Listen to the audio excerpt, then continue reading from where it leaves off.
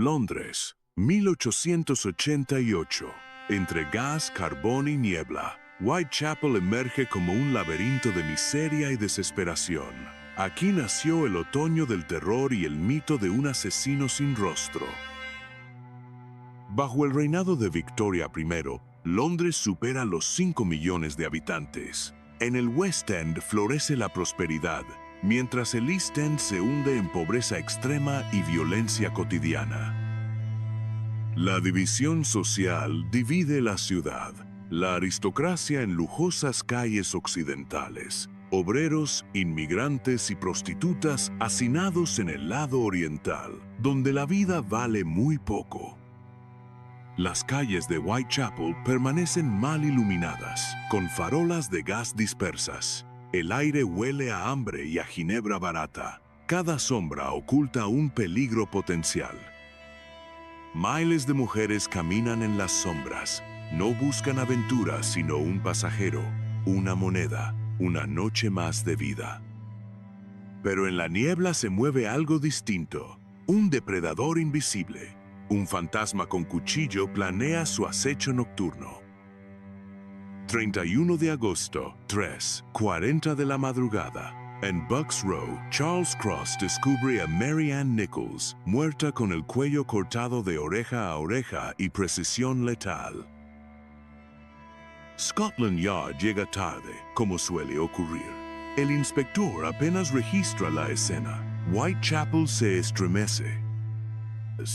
Los periódicos huelen sangre y no tardan en explotar rumores. El nombre Jack aún no existe, pero el miedo comienza a esparcirse con tinta y gritos anónimos.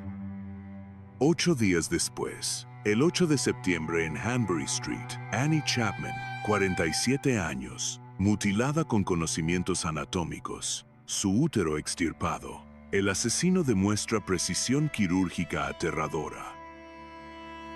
La violencia despierta el odio.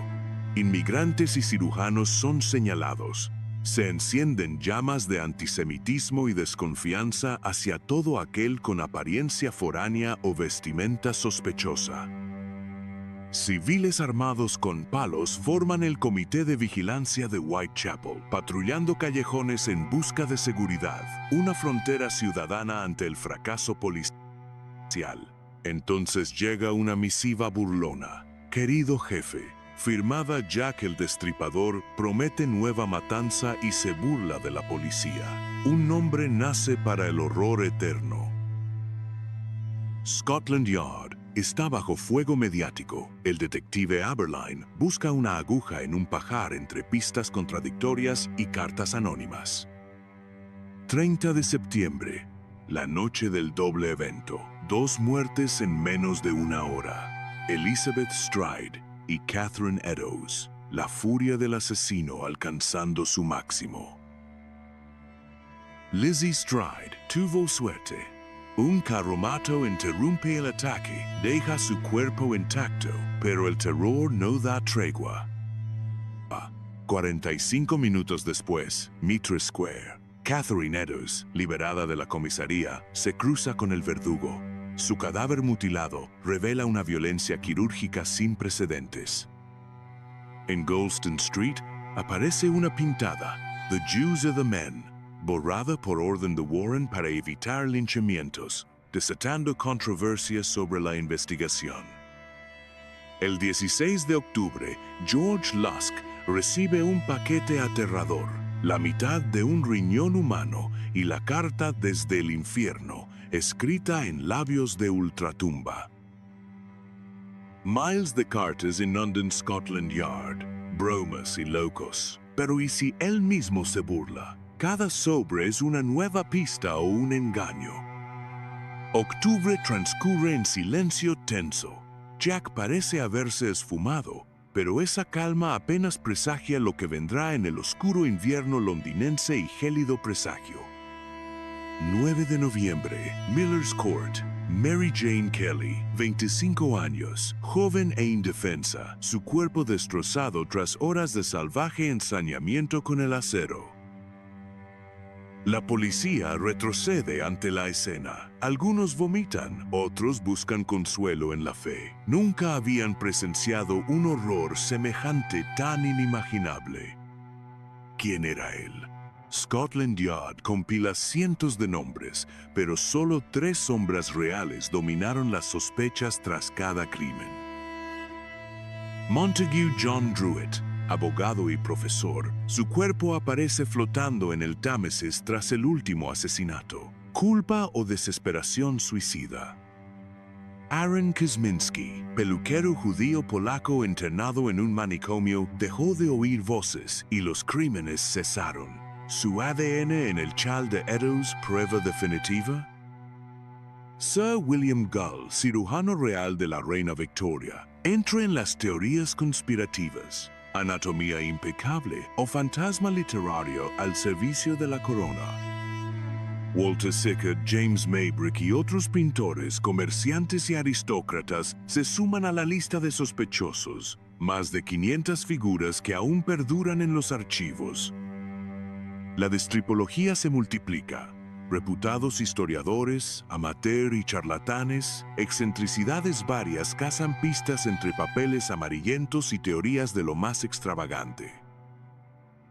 1959. El Manhattan Memorandum nombra a Ostrog, Kosminski y Druitt como sospechosos favoritos, incurriendo en errores que marcaron la investigación. Objetos de leyenda. Un presunto cuchillo exhibido en 2008, una bolsa Gladstone y especulaciones sobre el arma mortal que jamás se halló. El cabriolé de John Netley y el atuendo aristocrático de capa y sombrero refuerzan la leyenda del asesino elegante que merodeaba en las sombras. La tinta roja de Querido Jefe fascina con su simbolismo, pero la negra carta, desde el infierno, gana credibilidad entre los destripólogos más rigurosos. Criminología moderna, antropometría, dactiloscopia y genética forense. Técnicas que hubieran acotado al asesino en 1888 con precisión casi invencible y letal. El perfil geográfico de Kim Rosmo delimita un radio de acción de 1,5 km² con epicentro en el norte de Whitechapel, hogar probable del Ripper. Recopilación, análisis e hipótesis. Metodología criminalística moderna que combina mapas, estadísticas y estudios espaciales para encerrar al asesino en un perímetro claro. Victimología y análisis forense moderno escuchan la voz de cada víctima. Cada corte, cada mutilación narra un patrón distintivo que el asesino dejó como firma. El Dr. Thomas Bond firma el primer perfil, un sátiro audaz, solitario y de sangre fría. 100 años después, el FBI refina arquetipos similares. En 2006, John Grieve recrea el rostro de Jack, mirada sombría, mandíbula firme y rasgos de Europa Oriental de un hombre de 25 a 35 años. ¿Pudo Jack ser mujer? La hipótesis de Jill la Destripadora surge de testimonios olvidados, una comadrona vengativa disfrazada de cazadora nocturna. Conspiración real. El príncipe Albert Victor entra en escena, un romance secreto, chantaje y el pánico real para proteger la corona británica. Se habla de masonería y rituales simbólicos. La borrada pintada de Goulston Street se convierte en emblema de una trama oculta y poderosa. Sir William Gull, masón o chivo expiatorio. No hay constancia en archivos, pero la teoría persiste como mito urbano de Whitechapel. Sir Arthur Conan Doyle sospechó de un asesino estadounidense, Francis Tumblety, misógino aventurero y enigmático coleccionista de úteros, posiblemente criminal. Incluso algunos apuntan a un policía infiltrado, Frederick Aberline y otros agentes de Scotland Yard, rostros familiares tras la sombra mortal del cuchillo. Antes de Nichols hubo Martha Tabram, 6 de agosto de 1888, 39 puñaladas. Ensayo brutal, quizás vinculado a los crímenes posteriores. El doctor Thomas Bond, en octubre de 1888, perfila al asesino como un sujeto sin formación científica, pero dotado de frialdad y osadía aterradoras. Detrás del mito hubo vidas reales, madres, hermanas y artistas de taberna. Sus nombres son Mary Ann, Annie, Elizabeth, Catherine y Mary Jane. La prensa convierte el horror en leyenda global. Cada edición, en México o Nueva Zelanda, vende miedo y espanto, alimentando el periodismo de terror sin piedad. Whitechapel se convierte en destino turístico macabro. Recorridos nocturnos tras los pasos del Ripper, un homenaje al miedo que perdura inquebrantable. En 1865, William Booth funda el Ejército de Salvación en Whitechapel, ofreciendo refugio y esperanza a mujeres atrapadas en la prostitución y la indigencia. El alcoholismo azota la zona. Cada habitante consumía más de 150 litros de cerveza al año, reflejo de un escape desesperado de la miseria cotidiana. El hacinamiento es brutal. Familias enteras viven en una habitación donde el riesgo de asfixia infantil era un accidente habitual y silencioso. La prostitución se convierte en sostén económico. 1,200 mujeres ejerciendo en Whitechapel, un burdel por cada 16 viviendas, un comercio de supervivencia diaria. El East End acoge a judíos de Europa Oriental, quienes sufren prejuicios y son inculpados ante cada crimen sin pruebas contundentes.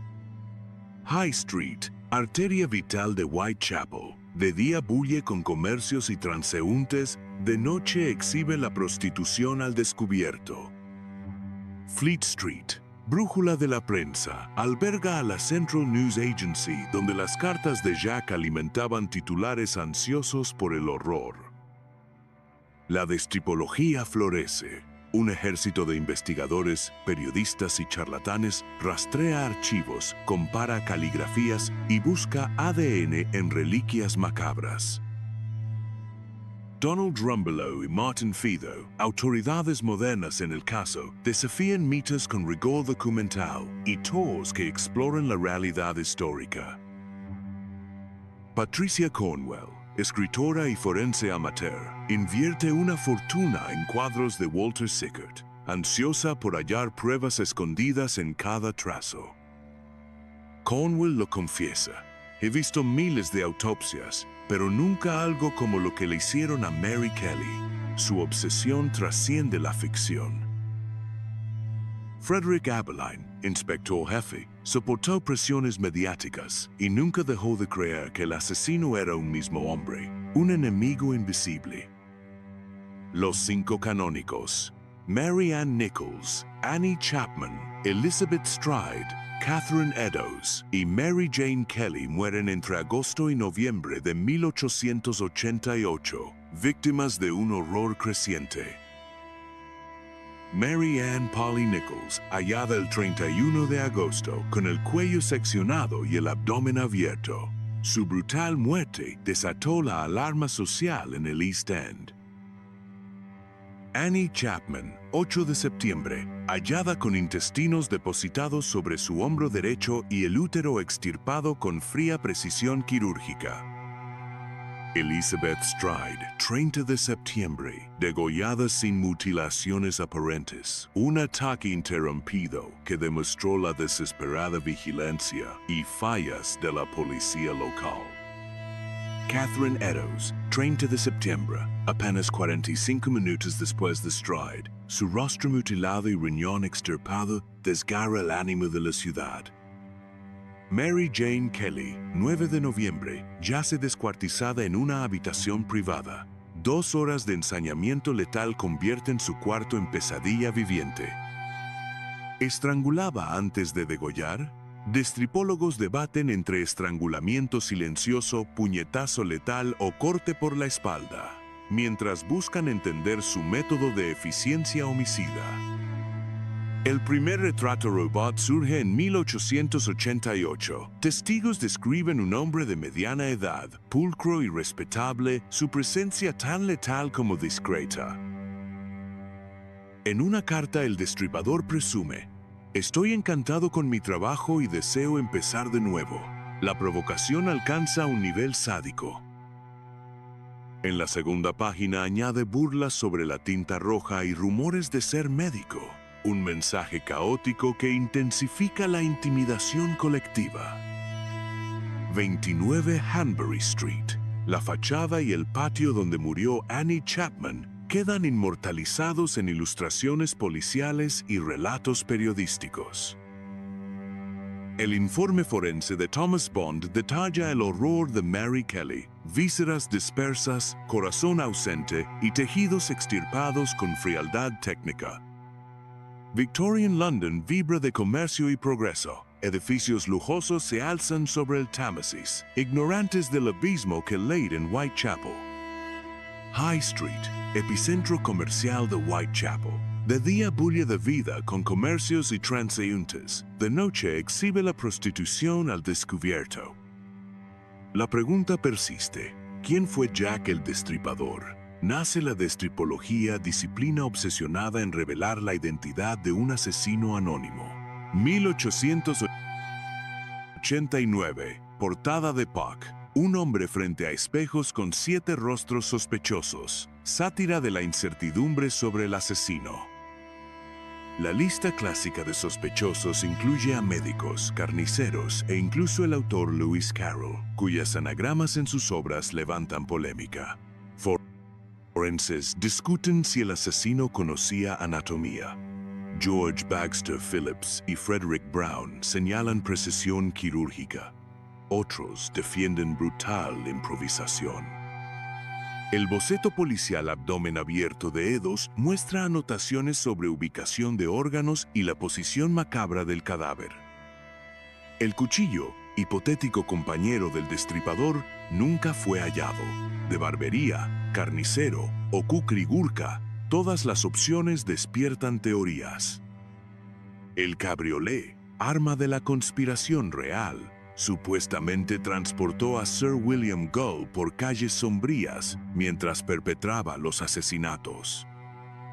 El sombrero de copa, la capa elegante y la bolsa Gladstone se convierten en símbolos cinematográficos del Ripper, pese a ser pista falsa.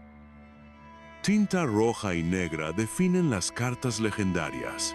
La roja simboliza sangre y provocación. La negra, en Desde el Infierno, emerge como la más veraz. Conspiración real. La teoría Stowell vincula los crímenes con chantaje a la monarquía y el asesinato de chantajistas en nombre de la corona. Amenaza de Estado. La reina Victoria y Lord Salisbury temen el escándalo. Un hijo ilegítimo y la masonería se convierten en chivos expiatorios. Jews y masones. Stephen Knight sostiene que la eliminación de la pintada encubrió pistas rituales de una hermandad secreta. ¿Cuántas víctimas en realidad? Más allá de los 5 canónicos, varios investigadores atribuyen a Jack hasta 11 asesinatos ocurridos en Whitechapel entre 1887 y 1891. Philip Sugden, en 1994, concluye: al menos 4 asesinatos son innegables, probablemente 6 o tal vez 8, pero la cifra definitiva sigue siendo un misterio.